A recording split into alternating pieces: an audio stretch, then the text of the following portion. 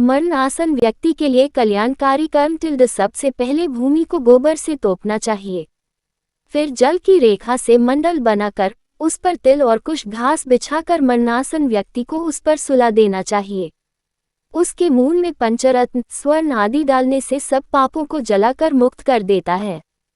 भूत प्रेत आत्माएं और यम के दूत अपवित्र स्थान और जमीन के ऊपर रखी चारपाई से मृत शरीर में प्रवेश करते हैं। टिल्ड उसके मूल में गंगा जल डालना चाहिए अथवा तुलसी का पत्ता रखना चाहिए। टिल्ड कोई भी शोक न मनाता हुआ उसके पास प्रभु का नाम ले। टिल्ड जब तक प्राण है विष्णु का नाम ले। टिल्ड यमराज का अपने दूतों को आदेश है कि मेरे पास उन आत्माओं को लाओ जो हरि का नाम नहीं लेते। ओम हरि को जपने वाले मेरे पास नहीं आते।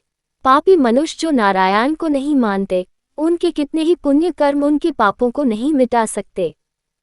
टिल्ड हे गरुड़, जाने या अनजाने में मनुष्य जो भी पाप करते हैं उन पापों की शुद्धि के लिए उन्हें प्रायश्चित करना चाहिए। शास्त्रों में दशविधि स्नान, चंद्रायन नवरात, गोदान आदि का लेख किया गया है। यदि मनुष्य उनमें क्षमता के कारण सफल न हो रहा हो तो कम से कम चौथा प्रायश्चित अवश्य करना चाहिए।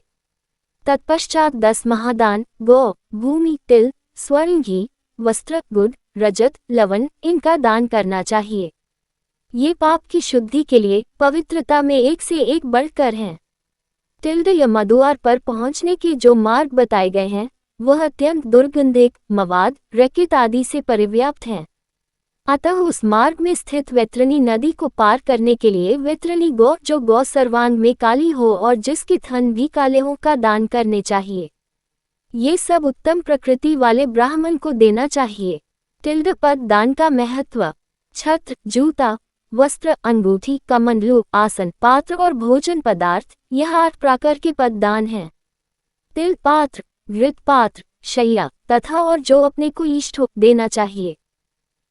हे पक्षी राज, इस पृथ्वी पर जिसने पाप का प्रायश्चित कर लिया है सब प्रकार के दान भी दे चुका है, वैतरणी गौ तथा अष्टदान कर चुका है। जो तिल से पूर्ण पात्र, घी से भरा पात्र, शैया दान और विधिवत पद दान करता है वह नरकरूपी गर्भ में नहीं आता, अर्थात उसका पुनर्जन्म नहीं होता। मनुष्य स्वयं जो दान करता है परलोक में वह सब उसे प्राप्त होता है, वहां उसके आगे रखा हुआ मिलता है। टिल्ड छत्र दान करने से मार्ग में सुख प्रदान करने वाली छाया प्राप्त होती है। टिल्ड पादुका दान से वह मनुष्य घोड़े पर सवार होकर सुखपूर्वक मार्ग पार करता है। टिल्ड जल से परिपूर्ण कमंडलू के दान से मनुष्य सुखपूर्वक परलोक गमन करता है। टिल्ड वस्त्र आभूषण दान करने से यमदूत प्राणी को कष्ट नहीं देते। टिल्ड तिल सफेद, काले, भूरे के दान से मन, वाणी और शरीर से किए हुए पाप नष्ट होते हैं। टिल्ड सभी साधनों से युक्त शैया दान से स्वर्गलोक में 60,000 वर्ष तक इंद्रलोक के भोग भोगता है। टिल्ड इसके अतिरिक्त गोदान देते समय नांदा नांदानाम के उच्चारण करने से वैतरणी नदी में नहीं गिरता।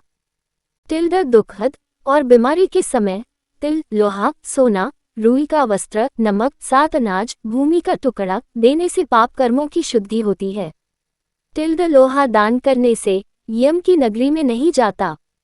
लोहे का दान हाथों को जमीन के साथ छूते हुए देना चाहिए। यमराज के हाथों में कई प्रकार के लोहे के अस्त्र होते हैं। ये दान उन अस्त्रों के प्रभाव को कम करता है। टिल्ड सोने का दान यमराज की सभा में उपस्थित ब्रह्मा और दूसरे ऋषि मुनियों को प्रसन्न करता है जो कि वरदान की संज्ञा रखता है। टिल्ड रुई के वस्त्र से यमदूत कष्ट नहीं देते। टिल्ड 7 अनाजों के दान से यम द्वारों पर तैनात कर्मचारी आनंदित होते हैं। टिल्ड भूमि के टुकड़े पर जिस पर फसल हो देने से इंद्रलोक की प्राप्ति होती है। टिल्ड पूरे होश में रहते हुए 1 गौ का दान, बीमार अवस्था में 100 और मरणासन के समय 1000 गौ दान करने के बराबर है। टिल्ड एक गौ केवल एक जन को ही दी जानी चाहिए। वह यदि इस गौ को बेचता है या किसी दूसरे के साथ इसका बंटवारा करता है तो उसका परिवार 7 पीढ़ियों तक पीड़ित रहता है। गौ दान करने की विधि। टिल्ड काली या भूरी गौ के सींगों पर सोने का पत्र और पैरों में चांदी पहनाएं। टिल्ड इसका दूध पीतल के बर्तन में निकालें। टिल्ड गौ के ऊपर काले कपड़े का दोशाठाई डालें। टिल्ड दूध वाले बर्तन को ढककर रुई के ऊपर रखें। इसके पास यमराज की एक सोने की मूर्ति, एक लोहे का टुकड़ा, पीतल के बर्तन में घी, ये सब गौ के ऊपर रखें। गन्ने की पौड़ियों से रेशम की डोर से बंधा एक फट्टा बनाकर धरती में एक गड्ढा बना कर पानी से भरें और फट्टा को इसमें रखें। गौ की पूंछ पकड़कर पैर फट्टा पर रखकर ब्राह्मण को दान दक्षिणा नमस्कार करके मंत्र का उच्चारण करते हुए भगवान विष्णु से नम्र प्रार्थना करे कि हे प्रभु, आप सब प्राणियों के दाता, रक्षक और कल्याणकारी हैं। आपके चरणों में यह उपहार भेंट करता हुआ वेतारनी नदी को नमस्कार करता हूँ। हे गौ माता, आप देवी शक्ति के रूप में मेरे पापों का खंडन करें। फिर हाथ जोड़े हुए यमराज को गौ की प्रतिमा में देखते हुए इन सब के गिर्द एक चक्कर लगाकर ब्राह्मण को दान में दें। गौ दान के लिए शुभ समय स्थान सभी नहाने वाले पवित्र स्थल ब्राह्मणों के निवास स्थान सूर्य चंद्र ग्रहण नए चांद वाले दिन थोड़ी संपत्ति धन अपने हाथों से दान में दी हुई का प्रभाव सदा ही रहता है। धन संपत्ति पत्नी परिवार सब विनाश होने वाले हैं, इसलिए पुण्य कर्मों को संचित करो। पुण्य दान छोटे बड़े से मेरे को कोई फर्क नहीं पड़ता। लालच के कारण जो पापी लोग बीमारियों में पुण्य दान नहीं करते वह सदा दुखी ही रहते हैं। पुत्र पौत्र भाई बंधु मित्र जो मरणासन व्यक्ति के लिए दान पुण्य नहीं करते उन्हें ब्राह्मण हत्या का पाप लगता है। इन बताए गए सभी प्रकार के दानों में प्राणी की श्रद्धा और अश्रद्धा से आए हुई दान की अधिकता और कमी के कारण उसके फल में श्रेष्ठता और लघुता आती है। भूमि पर बने इस मंडल में ब्रह्मा विष्णु रुद्र लक्ष्मी तथा अग्नि देवता विराजमान हो जाते हैं, अतः मंडल का निर्माण अवश्य करना चाहिए। मंडल वहीन भूमि पर प्राण त्याग करने पर उसे अन्य योनि नहीं प्राप्त होती, उसकी जीव आत्मा वायु के साथ भटकती रहती है। तिल मेरे पसीने से उत्पन्न हुए हैं, इसका प्रयोग करने पर असुर दानव दैत्य भाग जाते हैं। एक ही तिल का दाना स्वर्ण के 32 सेर तिल के बराबर है।